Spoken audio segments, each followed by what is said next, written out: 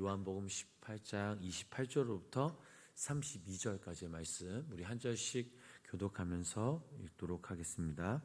그들이 예수를 가야바에게서 관정으로 끌고 가니 새벽이라. 그들은 더럽힘을 받지 아니하고 유월절 잔치를 먹고자 하여 관정에 들어가지 아니하더라.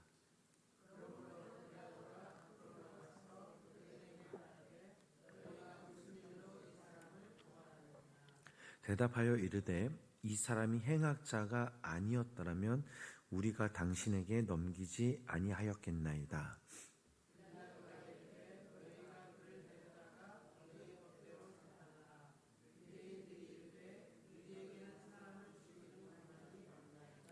함께 읽겠습니다. 이는 예수께서 자기가 어떠한 죽음으로 죽을 것을 가리켜 하신 말씀을 응하게 하려 함이로라. 아멘. 오늘 하루도 하나님의 은혜와 사랑이 우리 성도님 삶 가운데 함께 하시길 주님의 이름으로 간절히 축원합니다. 자, 오늘 본문 말씀을 우리가 보면 예수님의 그 체포와 순환이 급박하게 진행된 그날 바로 성금요일의 새벽과 아침에 있었던 일입니다.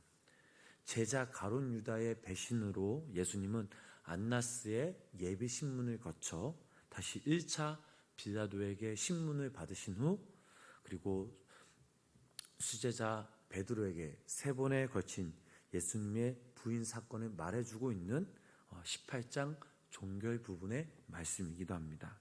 자, 우리 28절 본문 28절 말씀을 우리 다시 한번 우리 함께 읽어보도록 하겠습니다. 그들이 예수를 가야바에게서 관정으로 끌고 가니 새벽이라. 그들은 더럽힘을 받지 아니하고 유월절 잔치를 먹고자 하여 관정에 들어가지 아니하더라. 아멘. 자, 이 말씀을 보니까 관정이란 그런 단어가 나옵니다. 당시 유대 총독이었던 빌라도의 공간을 의미하고 있습니다. 대제사장 안나스와 가야바의 신문을 차례로 받으셨던 예수님은 이번엔 그들의 지시에 따라 빌라도 총독에게도 끌려갔습니다. 자, 28절 말씀을 우리가 보면 유대인들의 지도자들이 예수님을 빌라도의 법정에 세우고자 끌고 간 것과 그들이 자신들을 더럽히지 않는 그 상태에서 유월절 음식을 먹고자 하여 관정 안으로 들어가지 않는 그 사실이 나옵니다. 자, 그 당시만 해도 유대인들은 이방인들을 부정한 존재로 여겼습니다. 이방인 땅에 들어가거나 이방인과 접촉하는 것을 자신을 더럽히는 것으로 생각하고 엄격히 금하였습니다. 자, 그렇기에 유대 종교 지도자들은 빌라도뿐만 아니라 그의 관정을 부정하게 여겨 예수님을 고소하시기 위해 관정으로 끌고 갔음에도 불구하고 유월절 하루 앞둔 그런 그 시점에서 자신들이 부정하는 것을 피하기 위해 빌라도의 총독 관정 안으로 들어가지 않았던 그 사실을 우리는 이 말씀을 통해 알 수 있습니다. 계속해서 29절 말씀 읽어보도록 하겠습니다. 29절 말씀입니다. 그러므로 빌라도가 밖으로 나가서 그들에게 말하되 너희가 무슨 일로 이 사람을 고발하느냐. 빌라도 총독 역시 유대인들이 자신과 자신의 관정을 부정하게 여기고 있음을 너무나도 잘 알고 있었기에 그는 공간 밖으로 나가 그들 무리 앞에 섰습니다. 그리고 그들이 끌고 온 그 예수님을 보고 그들에게 무슨 일로 이 새벽에 저 사람을 고소하려는지 묻습니다. 이때 유대인들이 이렇게 대답하죠. 계속해서 30절 말씀 읽어보도록 하겠습니다. 대답하여 이르되 행악자가 아니었더라면 우리가 당신에게 넘기지 아니하였겠나이다. 자, 그들이 예수님을 이 새벽에 끌고 온 그 이유는 바로 예수님이 행악자이기 때문이다라고 말합니다. 그러나 이는 누가 보더라도 모함인 것이 금방 들통이 나죠. 왜냐하면 예수님이 인간의 몸으로 이 땅에 오시어 말씀을 가르치시고 병든 자와 아픈 자들을 치유하신 그 사건밖에 없었습니다. 예수님께서 악을 행하시는 것은 그 누구도 보지 못하였기 때문입니다. 그렇다면 진짜 행악자는 누구입니까? 바로 예수님을 끌고 온 자들이었습니다.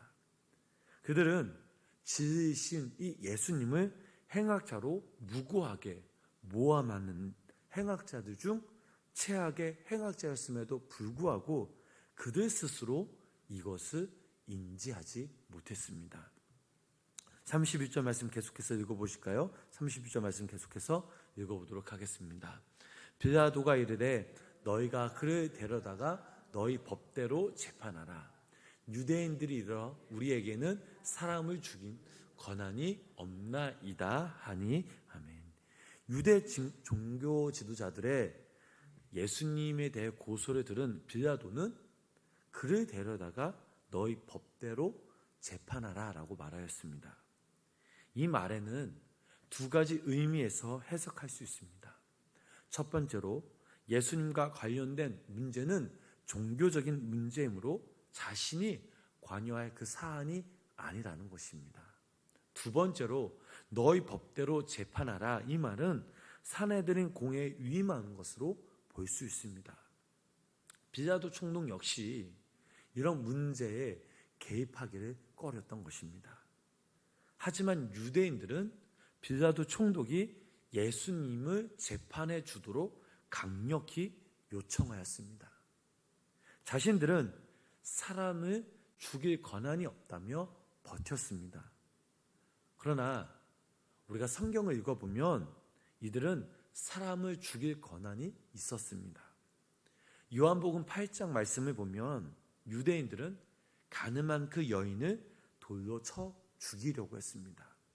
또한 사도행전 7장 말씀에 나오는 스데반의 순교 그 사건 역시 유대인들이 던진 돌에 맞아 죽었습니다.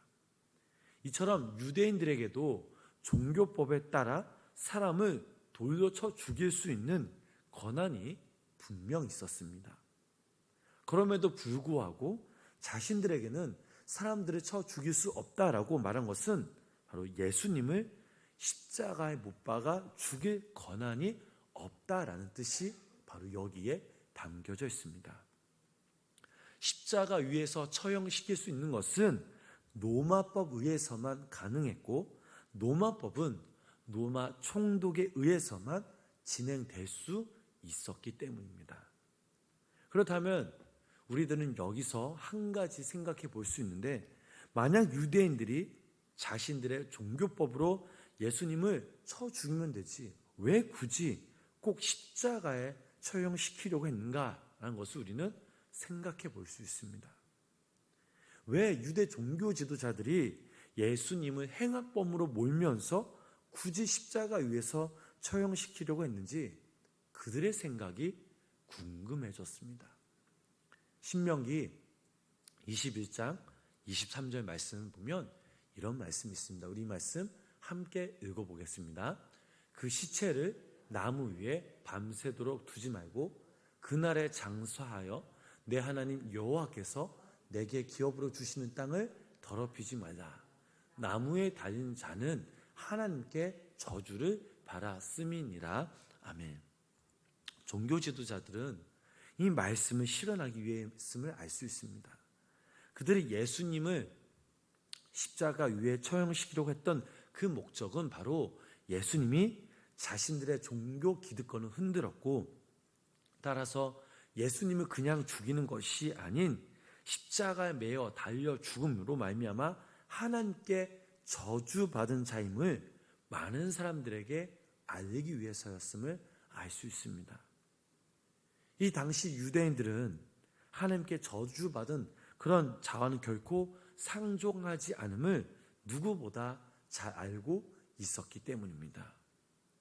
이처럼 예수님은 온갖 모진 고통을 당하십니다.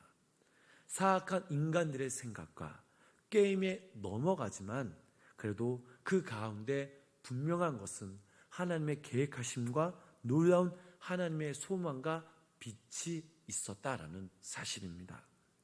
32절 마지막으로 함께 읽어보도록 하겠습니다.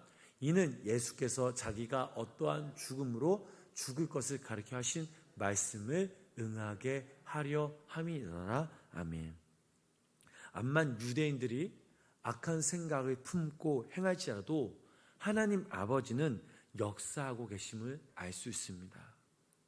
유대 종교 지도자들은 예수님이 하나님께 영원히 저주받은 자임을 공포하기 위해 이를 꾸몄지만 하나님께서는 예수님이야말로 인간들의 죄를 대신 받으시고 죽임을 깨뜨리고 부활하신 인류의 구원자이심을 선포하시기 위해 지금 생명의 십자가를 세우고 계십니다. 유대 종교 지도자들은 예수님이 행악한 유대인으로서 하나님으로부터 저주를 받고 있다라고 생각하지만, 그러나 이 십자가를 허락하신 하나님께서는 구원과 부활의 상징이었음을 알 수 있습니다.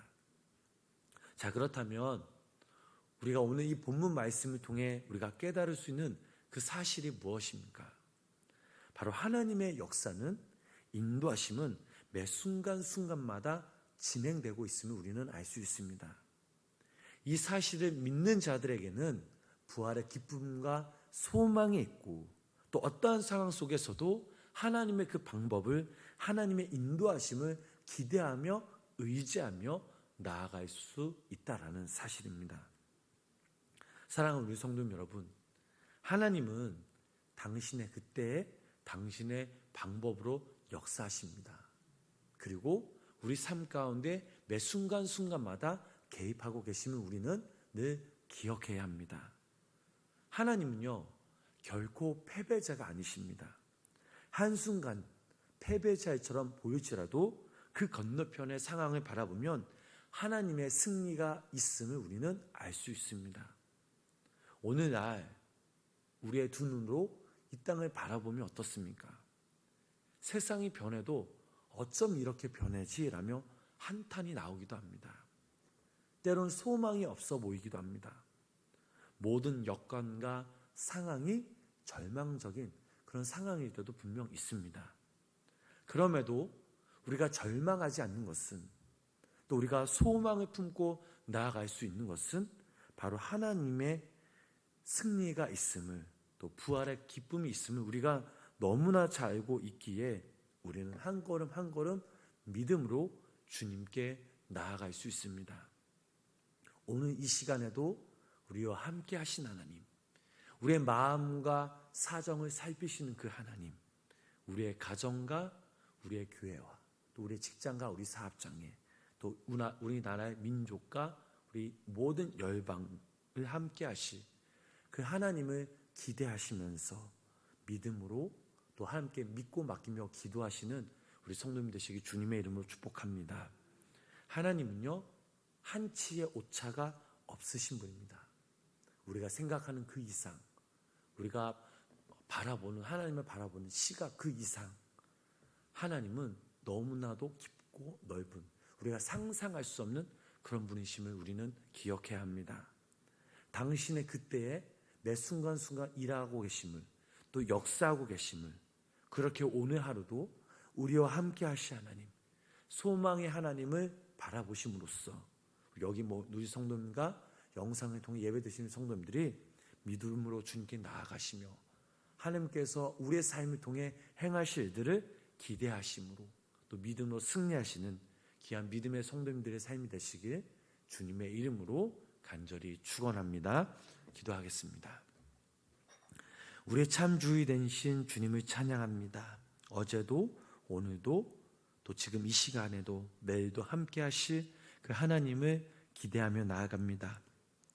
하나님, 우리의 삶 가운데 혹은 우리의 신앙생활 가운데 절망적인 그 상황이 오더라도 낙심하는 그런 삶이 아닌 하나님께서 당신의 때에 당신의 방법으로 일하심을 믿는 그런 자들이 되게 하여 주시옵소서. 우리 삶 가운데 주님을 향한 그 믿음이 또 소망이 늘 싹트게 하시고 우리를 통해 하나님의 나라가 이루어지게 하여 주시옵소서. 또한 우리에게 주어진 그 삶 가운데 우리가 삶의 자리에서 늘 최선을 다하며 하나님 앞에 온전히 예배하며 하나님께 영광, 땅에는 축복으로 말미암아 성령의 열매를 거두는 자들이 되게 하여 주시옵소서. 오늘도 이 시간 우리가 온 마음 다해 믿음으로 우리의 기도의 제목들을 놓고 간구하며 기도하며 나아갑니다. 우리의 기도를 들으시는 그 주님, 오늘도 이 시간 우리의 마음과 우리의 사정을 살피셔서 우리 성도님들을 품어 안아주시고, 사랑한다 내 아들아, 사랑한다 내 딸아, 내가 너를 잘 아노라는 주님의 음성을 우리가 들으며 더욱더 우리가 주님께 믿고 맡기며 기도할 수 있는 믿음의 성도님의 삶이라도 성령님 인도하여 주시옵소서. 예수님의 이름으로 간절히 기도드렸습니다. 아멘.